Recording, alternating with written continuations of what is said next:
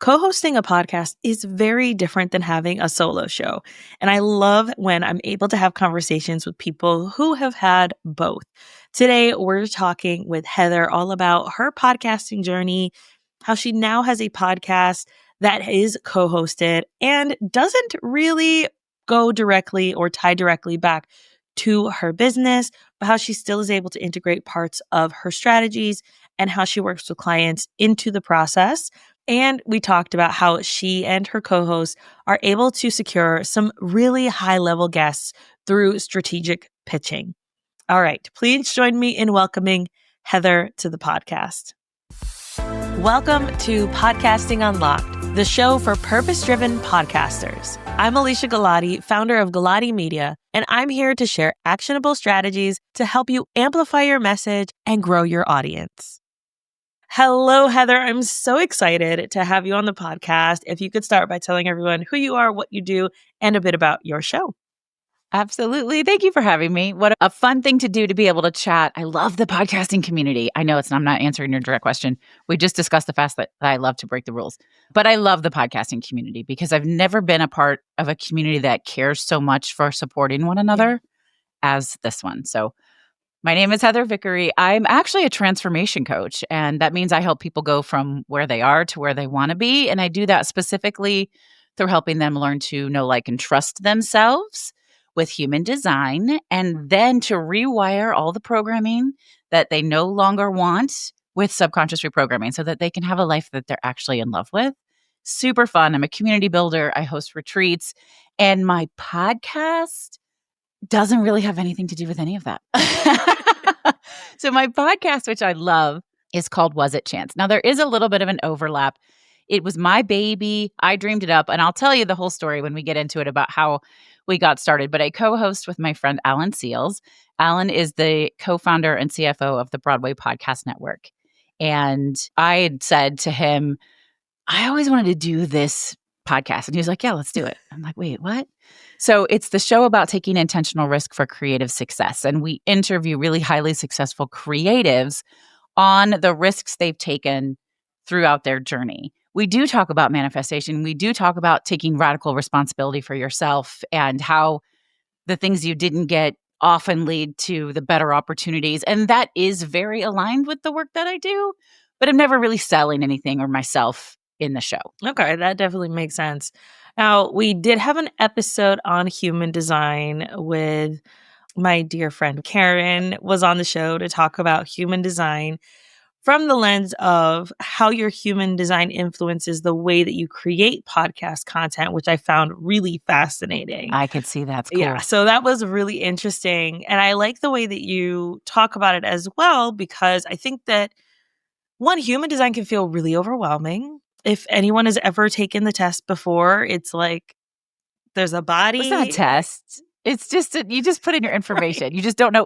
You get this huge chart and you're like, I don't speak that language. Right. I don't know what that is, which is when you get to me or Karen, because we've been trained to speak that language. Exactly. And so, yeah, I remember seeing the image and just being like, I don't know what to do with any of this information, but being curious because I'm someone who is always like, all right, what's my Enneagram? What's my sign? What's my rising? Like, I want to know all the things about myself and any mode to try to figure out myself better. I'm always open to trying. So yes, if you're someone who has tried it and you're like, what does that mean? Please go talk to Heather. Please go talk to Karen. Please go talk to people who understand. You can pull a free chart on my website. If you go to my website, you can find the free chart. You know, it's cool because there's nothing to change or fix in your human design. It's only to live into yourself without apology. So you're a generator. Do you know if you're an emotional generator or a sacral generator? I have no idea. I don't remember that part. But what I know immediately is you finish what you start. You're always going to finish what you start. So it's very, very, very important that you be starting things that are a hell yes. Yeah. And if your internal intuition, if your body says no and you do it anyway, you're going to drag your feet. You're not going to have fun. You're not going to give your best work. The people around you aren't going to enjoy it. So without looking, I haven't even seen your chart, but I know that. So we're talking about podcasting, right? I don't mean to replay Karen's episode, but if it's for you, it's for you, and you're going to go all the way there. Yeah. And it's going to be great. But you've got to listen to your inner yes or no. fear generator. Yes, and I had to do that recently, and I was dragging my feet on so I had said yes to someone to be on my show, and I was gonna be on their show. When I had the pre-interview with this individual to be on their show, the alignment was not there. Like, the values were not aligned, the way she talked to me was not aligned. The Oh, verbiage wow. she used was very cult-like behavior, which I'm having grown up Ooh. in a cult was like, "Oh, no." Whoa! Yeah. Like, "I know things you don't know," kind of attitude. And so I reached out to the team, and I was like, "Thank you so much for the invitation." After talking to her this morning, it's just a no for me. And then I realized, "Oh my god, she's on my calendar in a few weeks to be on my show. Don't wanna do this." So I was dragging my feet and dragging my feet. And then finally, as soon as I was like, "Listen to yourself, Yeah, don't do that. cancel it." And I Yeah. canceled the interview, and my reasoning was the podcast is moving in a different direction. Yeah. I mean, we don't have to be mean, Right. right? But yeah, it's not working. It's not good timing or, my schedule shifted, whatever. Yes. Yeah. And so as soon as I did that, I was like, I feel so much better. Doesn't matter what your human design type is. Just as a person, I'm a transformation coach. I am the type of coach that really approaches life and business by being very honest and transparent. I do not have all the answers. I do not have it all figured out. I have the same struggles everybody else does. I just have the tools and resources to process and move through a little bit faster. There are so many things that we could go, oh, why didn't I do that months ago? I would feel so much better.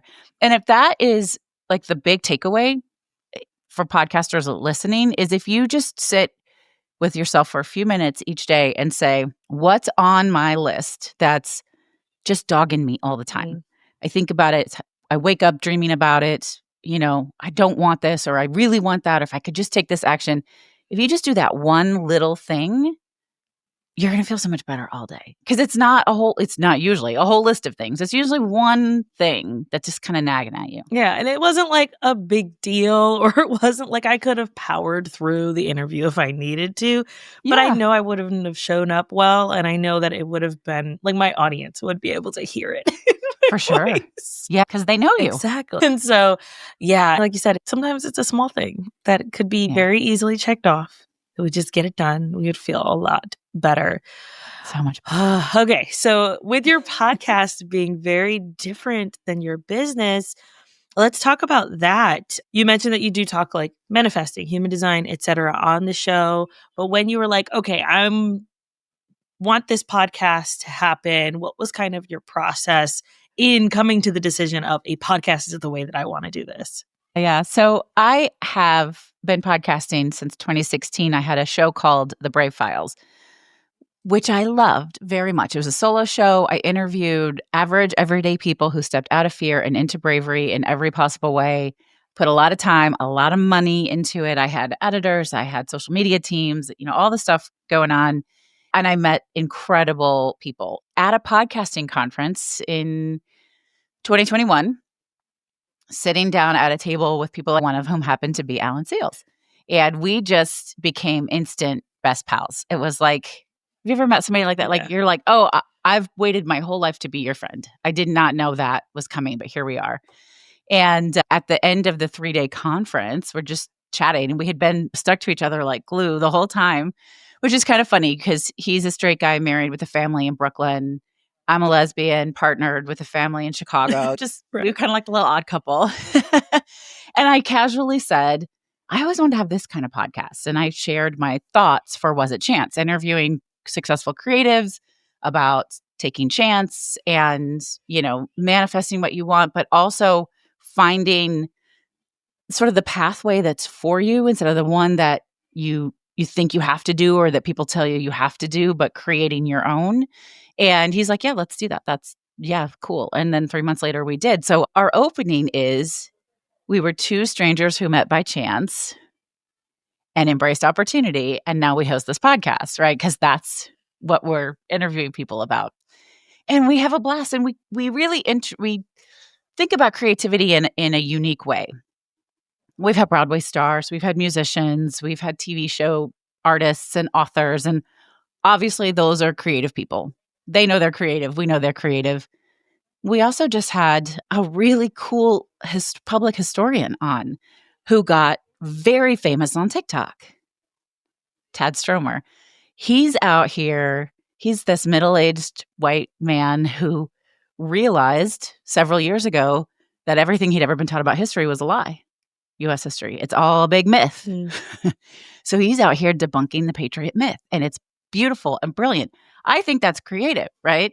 So I was like, Tad, you got to come on the show. So, creative is somewhat subjective, but we have a blast. And because we're so different, I ask totally different questions than he does. We have different reactions and responses, and everybody says, this is the most fun interview I've ever had. Like, it's really unexpected. It's not formulaic, and except for we always ask what is their relationship with failure. That's about the only consistent question we ever have. And it's just a really unique approach, I think, to having these conversations and to what it means to be creative and what it means to embrace risk and opportunity. And people love it, which is fun. Yeah. So I'm curious how the feeling differs with being a solo podcaster versus a co-host, or even interviewing, and having done both for myself. They are completely different feelings for me. So I'm curious how that was for you, and maybe what are some things that help you as you're co-hosting with someone else versus, like, if it's just you can kind of do what you want. You just do what you want. They are different. And I think some people, especially type A's, of which I know many and might be one sometimes, are a little afraid of a co-hosting situation because you're not in control all the time. I actually find it to be a little bit more relaxing. I'm not responsible for everything. We feed off of each other. We pick up where we are. And sometimes he's geeking out and he asks more questions. And sometimes I'm geeking out and I ask more questions. And that's just okay. There's an ebb and flow. I love it because we really work collaboratively. I get the majority of our guests. If he's got somebody in mind, he'll book it. But mostly I do that work.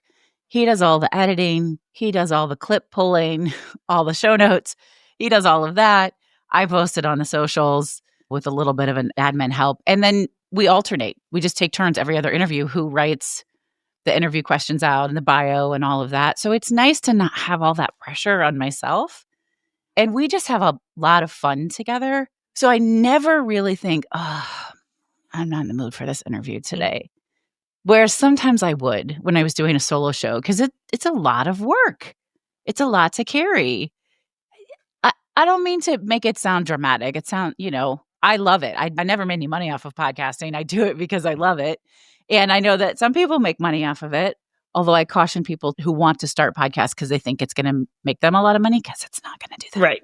That's not what's going to happen. You have to love it. You have to be really excited about what you're doing, because I think what you said earlier, if you had interviewed that person, your audience would have known. People can tell if you're in it or if you're not in it.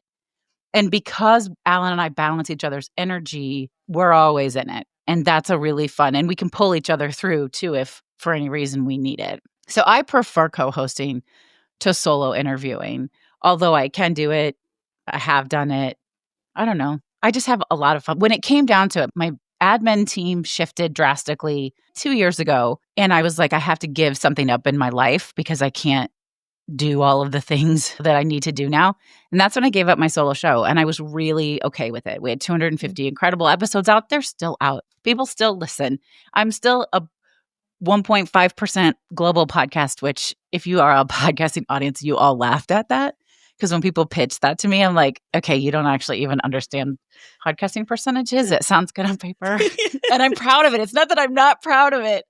I'm just like, no one's going to know. If you're not the 0.5%, it's all right. It's not going to do the thing you think it's going to do. But that's okay. But I'm not harshing on myself. I'm saying it's great.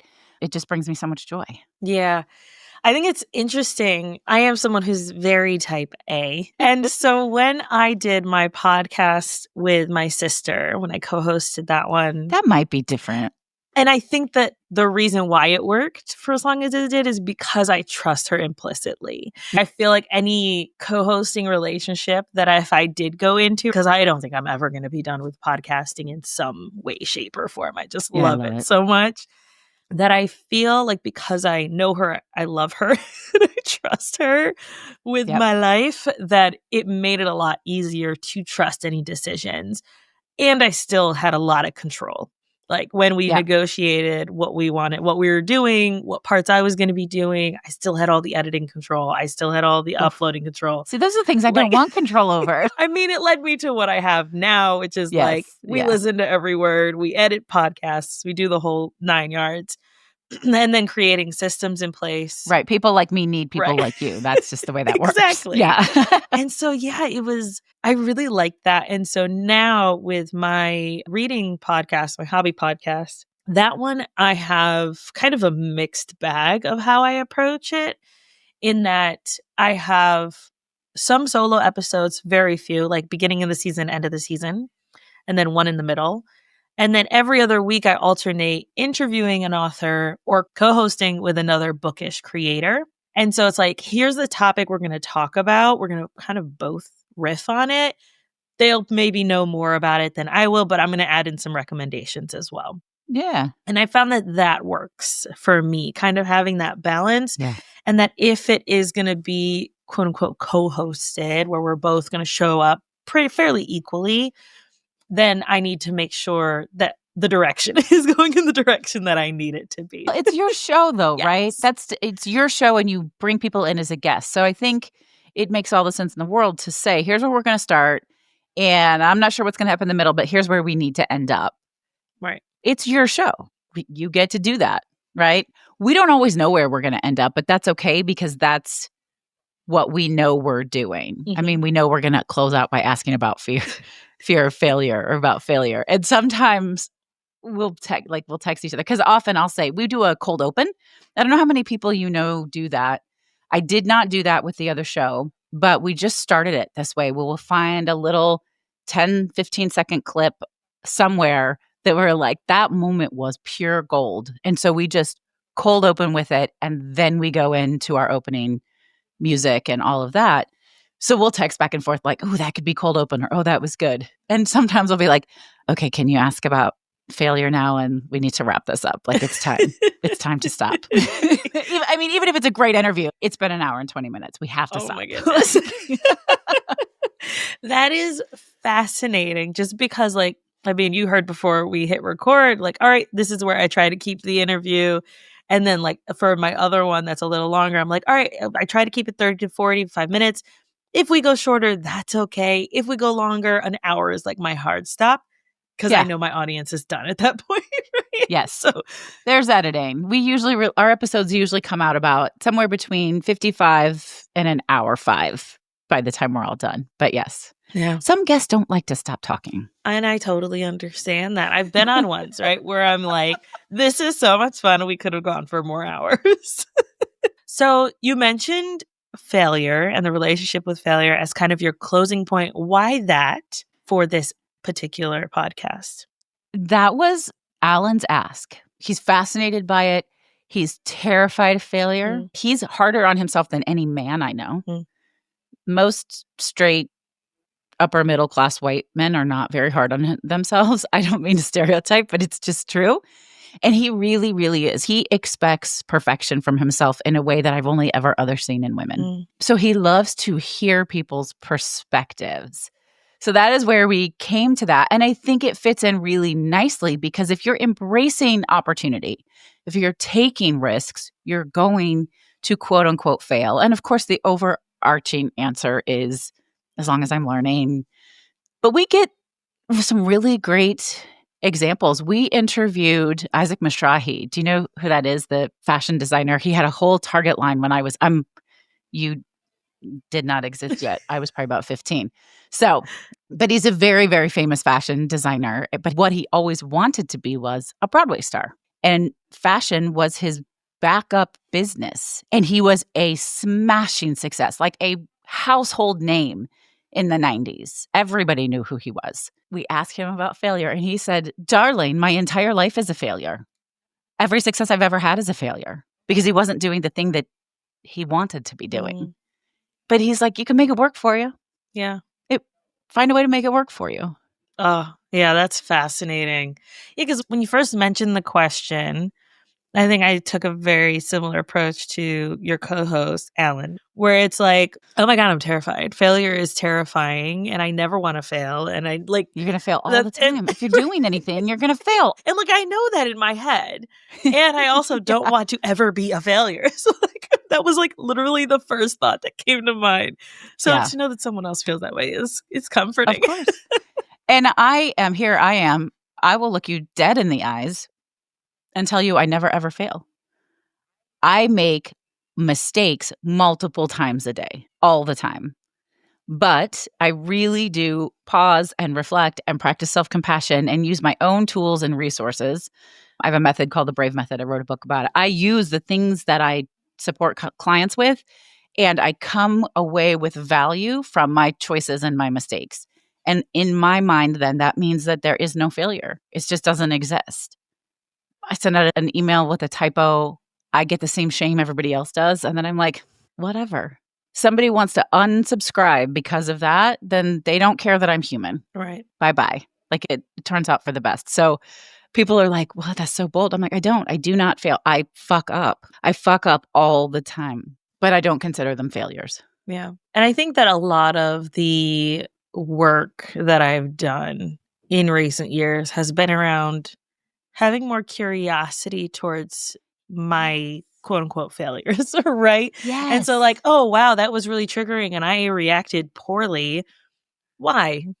Okay, let's explore it a little bit. Yes. Yeah. And so when it comes to subconscious reprogramming work, so I'm certified in NLP, neuro-linguistic programming, all sorts of, that's the kind of stuff that we talk about. And then if we still can't let it go, then we can I have a whole toolbox of tricks to help you shift your subconscious because logically you've thought about it. You've like, why did I react? What was that all about? And then you can be honest about it, but maybe there's an underlying issue that causes you to fly off the handle like that or to react that certain way. And that's something that you want to change on a subatomic level. Mm. We can't do that with our mind. Mindset alone doesn't change you on a neurological level. Oh, that's so interesting.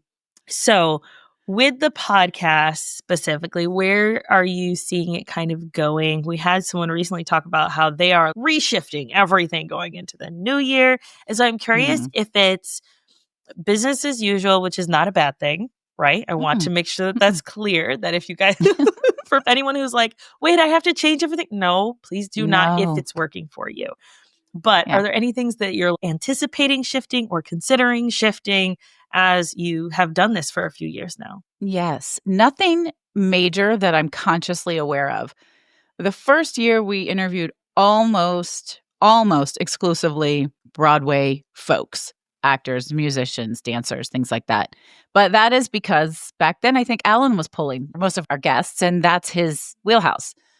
Then I got really gutsy last year. I'm an avid reader, just like you. I just finished my 91st book of the year, which is not like, it doesn't make me better than anybody. It's just for me, I just love it, right? And so last year, I decided I was going to reach out to people on social media, authors who I followed. And that's the one good thing. I hate social media, but it's the one good thing is you can engage with people directly. And I would say, I just finished this book. I loved it. I'd love to have you on my podcast. Here's our premise. And people like our premise. The intention, embracing opportunity and taking intentional risks for creative success. They're like, oh yeah, that's fascinating. Wait, I want to share my story, right? And so I've gotten some really big name. I mean, Oprah Book Rex and Laura Love Hardin, who wrote last year's #1 bestseller, The Many Lives of Mama Love, was one of my favorite conversations. Victoria Christopher Murray, who wrote Harlem Rhapsody. I just got really gutsy, and a lot of people started saying yes, which was very exciting. So we've had a ton of authors in this past year. I'm not sure what that's going to look like next year because it always just kind of flows with whatever it happens. The one thing I'd like to do maybe is a little brand refresh. We kind of have this fun, very gay some rainbows. We didn't mean to make it look super gay, but it does. That's fun. It can be a little bit busy, I think, sometimes. I don't know. Maybe you could give me your opinion on it. So maybe we'll do that. But other than that, I think we embrace opportunity as it appears and just kind of go with the flow. We know that we love it. We love being part of the Broadway Podcast Network. We love collaborating. I do think maybe we'd like to do some live shows, which could be really cool. tricky because, Right. he's in New York and I'm in Chicago, but not impossible. And I think that it would be a blast. We are fun together. People like to watch us together. So maybe we'll do some of that. Well, that does sound interesting. I am curious with pitching bigger names, right? I recently and I was like trying to think, did I do that on this podcast? I did not have that discussion on this podcast. I was speaking at an event, a virtual event, and had someone interviewing me. I was talking about when reaching out to big guests and people who you're like, I need this person because they're big name people, right? That's not always going to equate to bigger download numbers. Let's make sure we're clear It on does that. not, especially if they don't share and their people don't know that you've interviewed them. Very important factor in that. But Mhm. maybe it's for your own credibility or it's because you really want this person to be on your show. What are some things that you're doing to make that pitch more appealing to that person so that it is an easy yes for them And I to want to do? hear them because I want to pitch Taylor Jenkins Reid right now really Yeah. bad because I just finished Atmosphere, which was for sure my favorite book of the year. Like, I could talk about it for hours. I haven't built a social relationship with her. So truly all of the other ones came from me commenting, and I have no regrets. I left all of the Meta platforms on January 20th. Mhm. That felt like the right decision for me. And I am not sorry, but it was all happening on Instagram. I'd be following people's stories, and if you comment on their stories, then sometimes these authors would respond and engage. And that was very exciting. And so we'd go back and forth a few times, and then I'd say, "Hey, would you be interested in being on my show?" And they'd say, "Sure, I'd love to." Reach out to my publicist, and I'd screenshot it and I'd send it to their publicist, and they'd go, "Oh, okay, well, they said yes." Right. And it was really quite that simple. So I don't usually do a cold pitch. Now I get pitched by the publicist, which is awesome because I got maybe 4 or 5 different publicists' contact information through my own relationships that I built. Now, when they've got a book coming out that they think I would be into, I'm getting arcs all day long, which is so much fun. For the uninitiated, those are advanced reader copies. Oh, yep, sorry. And that's really, I get to read this book by this famous author before it's out in the shelves. Like, I'm such a nerd, but it's all good. So I don't do a lot of cold pitches, but I'm going to send this one. Yeah. One thing that I did when I first started podcasting in 2018, there were 2 people that I was like, if they say, like, I'm going to reach for the stars and they're not going to say yes, Yeah. and that's fine. I reached out to them and I tailored it in this way. I said, oh my gosh, I've been following you for years. Love your stuff. Yes. X, whatever, blah, blah, blah. Gas them up a little bit. I'm about to launch this podcast. This is what it's about. I would love to have you on to talk about this specific thing. Yeah. And they both said yes. Like the 2 people that I was like, there's no way. Congratulations. Thank you. I mean, we have that similar approach. Like, I don't just want to, yes, of course, I want to talk about the book that you have out or the big movie you have, like whatever that is. But I want to talk about how throughout your career, you've embraced opportunity and taken intentional risk for creative success. That's what I want to talk about. And they're like, that's different than I have to do all day, every day. Right. That's exciting. Because it's not like you're reaching out to them like, hey, tell me about your latest book necessarily, right? It's like, no, your whole journey. I want to know the whole story and specifically about the creative risks and the things that they're doing differently. So I think that helps offer something that's unique to them and would allow them to say yes to a pitch a lot quicker. But I find that a lot of people, when they're pitching to have someone on their show, and I think obviously you're doing this differently, but it can be too broad. It's way too broad. And then it's like, well, I don't really know what you want me to say. They're just bored. They're having these conversations with people everywhere. And yes, they want to promote their books, and I'm going to sound like an asshole, and I'm not an asshole. I'm a really nice person. But you have a little podcast that's not, I would never compare anybody to Joe Rogan, but you're not Call Her Daddy. You have a lovely podcast. You work really hard. I bet you have a great listenership. But when you're talking about big name authors or celebrities, there's got to be a reason for them to come on your show other than just to promote their book, because you don't have the audience reach that other people do. So you want to find a creative hook that's going to make it worth them giving you 45 minutes of their time because they're busy. Yeah, which is the important part, right? Find that hook And so for you, find the hook. But that sounds so mean. Oh. I'm sorry. I'm a very straight shooter, but then I hug you afterwards and tell you how proud I am of you of doing all your hard I work. mean, it's honest, right? Like, it's the same as like Yeah. monetizing a podcast. 95% of us are not going to like, that's millions of podcasts. Like, unless you're Smartless, right? These guys already had audiences. They were already rich. Like, yeah, they're making money off of it because they got paid to do it. Right. Yes. So like most of us are not going to make money from it. Most of us, are going to be smaller podcasts. Most of us are getting one or a couple hundred downloads per episode. Maybe it's tens of downloads per episode. And that's okay. If we Yeah. can sell the concept of the conversation we want to have, you're going to get your yes a lot quicker. Yeah. Honestly, I have to say, every single person I have pitched that has seen my message, right? Because like, Oh, yeah. some of them might not see Yeah. or don't see the message or don't read the message, which is okay, right? Like I'm not important enough for them like to be like, oh, I'm so offended. You got to let go of ego Yes. once you start pitching because it cannot be about you because they probably just didn't even have any idea Right. that you pitched. Or like their dog opened their messages. I don't know, right? Whatever. Like Yeah. it's not about me at that point. And so like everyone that I've pitched to, like we've gone back and forth of like, okay, this is what I'm thinking. They've all said yes. Right. And so, yeah, if there's someone that you want to be on your show for the listeners, pitch them, ask them. Yeah. The answers That's the already worst thing know. that That's can what my happen. mom used to say. Because I would be like afraid to ask for the things that I wanted. And she'd say, the You don't ask, answer the is answer's already already no. no. You can change that no to a yes by asking. It might not be a yes. Love your mom. She was Yeah. awesome. Yeah. But yeah, so important. It is. And I do not like a cold pitch, to be clear, right? And so if somebody wants my attention, I mean, we get pitched by pitching agencies and they'll send it to Heather Allen and Broadway. And I don't read beyond that. I delete it. I don't care what you have to say. Like if you can't do your research enough to know who you're sending your email to, I'm not interested. And then when we get ones that are just to Allen, then I respond and say, if you can't be respectful of the fact that we have two co-hosts, we're not interested in your pitch because that drives me crazy. They don't pick me. They don't pick just me. They pick him. Right. But I think if you have a creative opening and angle and you say, you know, I know cold pitches are not the thing, but I have something exciting to share. And I just think we could have an incredible conversation and you insert what makes you special. It doesn't hurt to try. Yes.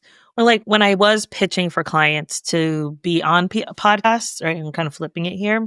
When I was pitching people, and I stopped doing that because I can't control the outcome and I didn't like that.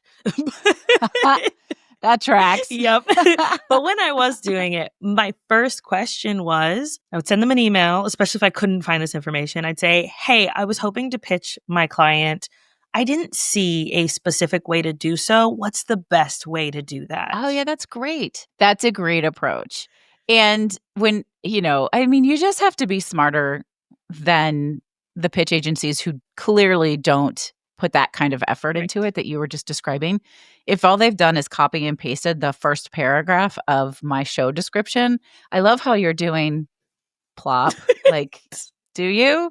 Do you love how I'm doing that? Cool. Yep. Thanks. Drives me nuts. Drives me nuts. Yeah. It's crazy too because like I'm on all of my clients' RSS feeds as well. And so I will get like, Dear Julie, Dear Sarah, Dear this person. And I'm like, you do see that my email is Alicia G. Like, no, okay. If you cannot do that basic work, I don't think that you're worth the interview. No. I don't have the time for that. I expect basic professionalism. And we're protecting our audience, right? Which I think is where like we can be jerks for our audience members and our listeners and protect them like a mama hen. We can do that. And I think that if people want to be in that space, then they have to put in a little more effort. And I think that, at least from what I've heard in one of my clients, she always sends back a response to these pitch agencies of like, do better. And I love it so much. But one of the responses to her do better email was, well, we pitch enough of them that some, like, we end up, it makes sense. And it's like, so you have to pitch 1,000 terribly to get 2 mediocre yeses. Are you kidding me? Like, how does those statistics don't make Well, sense? and what's interesting about that, so their approach to that is we're going to spend 4 hours copy and pasting and cold pitching everyone. I'm making numbers up, folks. I don't know. But whatever, right? They're going to spend a lot of time doing it, even if it doesn't match, even if it doesn't make sense. Or they could spend an hour actually doing research to make sure it's a good fit, to know a little bit about it, and an hour pitching those better fit podcasts and book 3 times as many. Exactly. Use your time better. Exactly. For real. Please and thank you. But yes. So whether we're pitching someone to be on our show or we're pitching ourselves to be on someone else's show, put some thought and some effort into it. Yeah. Heather, this has been so much funny. fun. This is the way the inside of my brain works, folks. So welcome. If people are like, yes, I either want to work with Heather on my human design or on transformation, where can they find information about that? And then if they want to learn more about your podcast or listen to your podcast or potentially pitch themselves to be on your podcast, You've been given all the insider information. then where can they get to know you there as well? Yes, thank you. I would love to connect with all of you. You can find me. My website is vickeryandco.com. If you go to vickeryandco.com/social, you'll see a link to the podcast. You'll see a link to your free human design chart. You'll be able to get anywhere you want to go. I do currently have a series of human design focused subliminal audios. So combining human design and subconscious reprogramming. If you do know your human design and you're looking for a fun way to feel more aligned, check out the subliminal audios because they are so cool. In fact, I was listening to one of them for my projector strategy, which is wait for the invitation, trickier than it sounds, right before I jumped onto this interview today. So do that. Come listen to the show. Tell us, give us feedback. Let me know what you think. We have a lot of fun, but we always want to hear from people. So thank you so much for having me. Yes, thank you for being on. I appreciate you. And we'll make sure that we have links for all of that in the show notes for anyone who's going around doing other things. As they're listening, you'll be able to get those links in the podcast episode description as well as the YouTube description. Again, thank you so much, Heather. Thank you. It was fun.